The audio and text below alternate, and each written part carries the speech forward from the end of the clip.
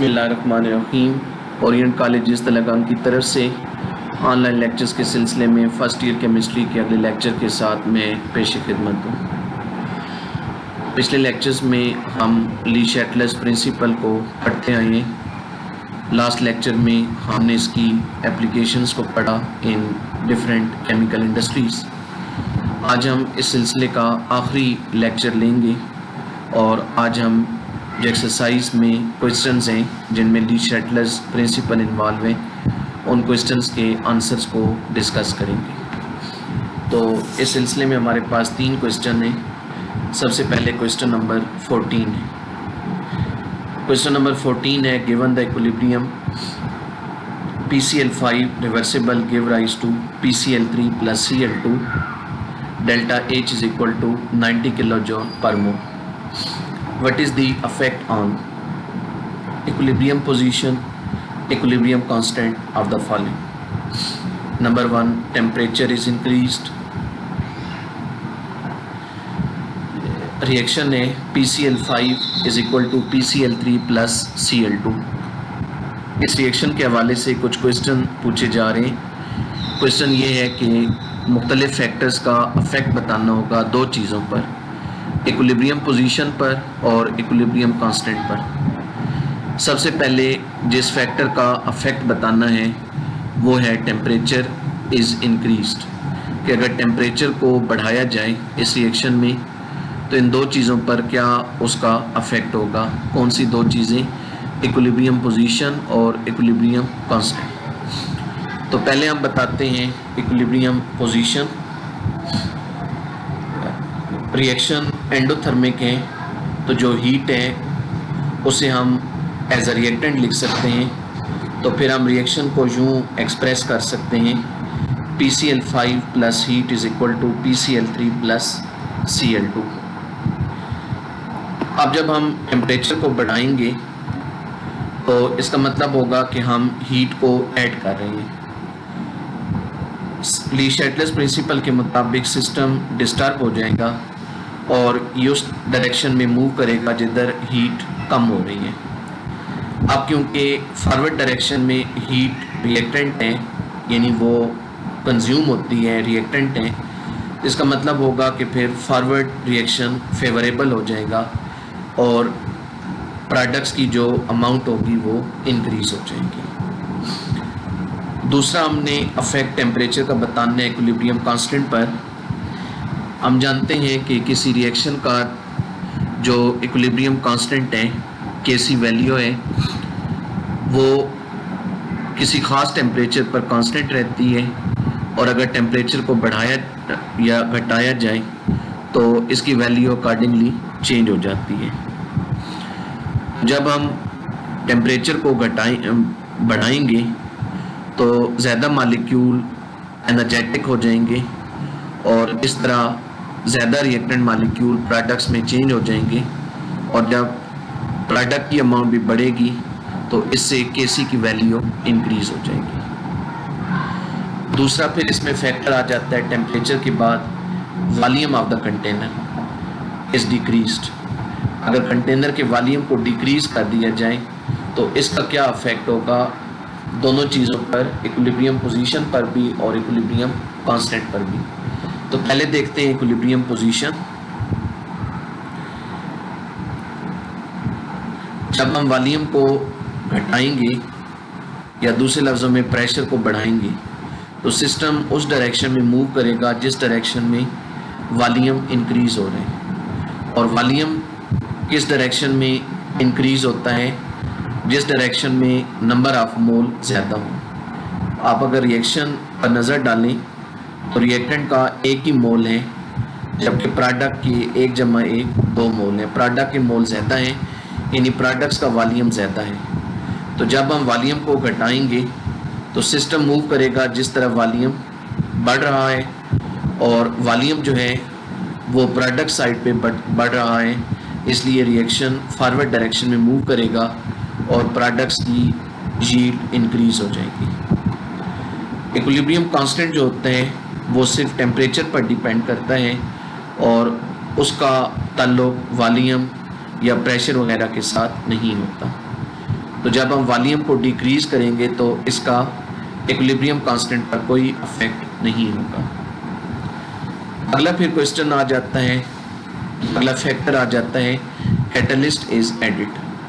अगर हम catalyst add करें तो इसका इक्विलिब्रियम पोजीशन और इक्विलिब्रियम कांस्टेंट पर क्या इफेक्ट होगा।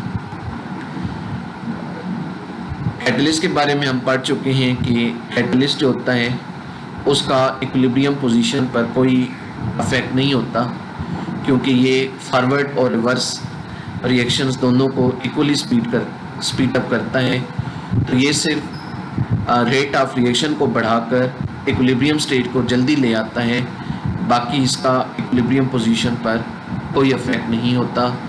रिएक्टेंट्स और प्रोडक्ट्स की अमाउंट्स में कोई चेंज नहीं आता। और इसी तरह इक्विलिब्रियम कांस्टेंट जो है वो भी कैटलिस्ट पर डिपेंड नहीं करता। तो जब हम कैटलिस्ट ऐड करेंगे तो इक्विलिब्रियम कांस्टेंट पर कोई फर्क नहीं पड़ेगा। चौथा फैक्टर आ जाता है क्लोरीन इज एडिड। क्लोरीन क्या है? क्लोरीन इस रिएक्शन में प्रोडक्ट है। तो अगर हम इस रिएक्शन में प्रोडक्ट को ऐड करते हैं फ्रॉम आउटसाइड, तो इससे सिस्टम उस डायरेक्शन में, यहाँ आना है chlorine is remove. Chlorine is remove. जब हम क्लोरीन को रिमूव करेंगे तो सिस्टम उस डायरेक्शन में मूव करेगा जिस डायरेक्शन में क्लोरीन दोबारा बन रही है। अब क्लोरीन किस डायरेक्शन में बन रही है? क्लोरीन फॉरवर्ड डायरेक्शन में बन रही है। तो रिएक्शन फॉरवर्ड डायरेक्शन में मुंतकिल होगा। PCl5 के मज़ीद मालिक्यूल्स PCl3 और Cl2 में चेंज होंगे और प्रोडक्ट्स की अमाउंट इंक्रीज हो जाएगी। इक्विलिब्रियम कांस्टेंट पर इस चीज़ का कोई इफेक्ट नहीं होगा कि हम क्लोरीन को ऐड करें। इक्विलिब्रियम कांस्टेंट सिर्फ टेम्परेचर पर डिपेंड करता है। इसके बाद आ जाते हैं क्वेश्चन नंबर 15 की तरफ। क्वेश्चन नंबर 15 है synthesis of ammonia bye Haber's process is an exothermic reaction. N2 plus 3H2 is equal to 2NH3, delta H is equal to minus 92.46 kilojoule per मोल। नीचे कुछ क्वेश्चंस हैं, उनके आंसर देने हैं। पहला क्वेश्चन है what should be the possible effect of change of temperature at equilibrium stage. अगर हम टेम्परेचर को चेंज कर दें तो इसका इक्विलिब्रियम पर क्या इफेक्ट होगा। गिवन रिएक्शन जो है ये एक्सोथर्मिक है, तो हम इसमें जो हीट है उसको एज ए प्रोडक्ट लिख सकते हैं। तो हम रिएक्शन को यूँ एक्सप्रेस कर सकते हैं N2 plus 3H2 is equal to 2NH3 plus heat. अगर हम टेम्परेचर को बढ़ा दें, या चलें हम सपोज करते हैं कि हम टेम्परेचर को घटा रहे हैं, तो अगर हम टेम्परेचर को घटाते हैं मतलब हम सिस्टम में से हीट को रिमूव करते हैं, तो system will move in the direction in which heat is being form. जिस तरफ हीट पैदा हो रही है, बन रही है। और हीट कहाँ बन रही है? हीट क्योंकि प्रोडक्ट है तो मतलब ये फॉरवर्ड डायरेक्शन में बन रही है। तो क्या होगा कि सिस्टम फॉरवर्ड डायरेक्शन में मुंतकिल होगा और मज़ीद अमोनिया बन जाएगी। तो इसका मतलब होगा कि decrease of temperature will favour forward reaction. इसी तरह अगर हम टेम्परेचर को इंक्रीज़ कर दें तो फिर उलट होगा, फिर रिएक्शन रिवर्स डायरेक्शन में मूव करेगा और अमोनिया की यील्ड डिक्रीज हो जाएगी। सेकंड क्वेश्चन है how does the change of pressure और volume shifts the equilibrium position of this reaction. अगर हम प्रेशर या वॉल्यूम को चेंज करें तो उससे इक्विलिब्रियम पोजीशन किस तरह चेंज होती है। इस रिएक्शन में देखें रिएक्टेंट्स के नंबर ऑफ मोल 1+3 4 हैं और प्रोडक्ट के नंबर ऑफ मोल 2 हैं। तो रिएक्टेंट्स का वॉल्यूम ज़्यादा है, रिएक्टेंट्स के मोल ज़्यादा हैं तो वॉल्यूम ज़्यादा है, और प्रोडक्ट्स के मोल कम है तो वॉल्यूम कम है। फ़र्ज़ करें कि हम प्रेशर को इंक्रीज़ करते हैं, इन अदर वर्ड्स हम वॉल्यूम को डिक्रीज़ करते हैं। जब वॉल्यूम डिक्रीज़ होगा तो सिस्टम मूव करेगा उस डायरेक्शन में जिस डायरेक्शन में वॉल्यूम इंक्रीज़ हो रहा है। वॉल्यूम किस तरफ इंक्रीज हो रहा है, क्योंकि रिएक्टेंट्स के नंबर ऑफ मोल ज़्यादा हैं, तो इसका मतलब है कि लेफ़्ट साइड पे रिवर्स डायरेक्शन में वॉल्यूम इंक्रीज हो रहा है, तो सिस्टम रिवर्स डायरेक्शन में मूव करेगा और जो यील्ड होगी वो कम हो जाएगी। इसी तरह अगर हम प्रेशर को डिक्रीज कर दें या वॉल्यूम को इंक्रीज कर दें, फिर उलट होगा, फिर रिएक्शन फॉरवर्ड डायरेक्शन में मूव करेगा और जो यील्ड होगी वो इंक्रीज हो जाएगी।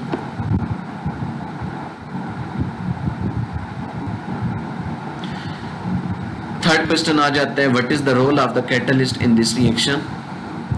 इस रिएक्शन में कैटलिस्ट का रोल क्या है। रिएक्शन जो है वो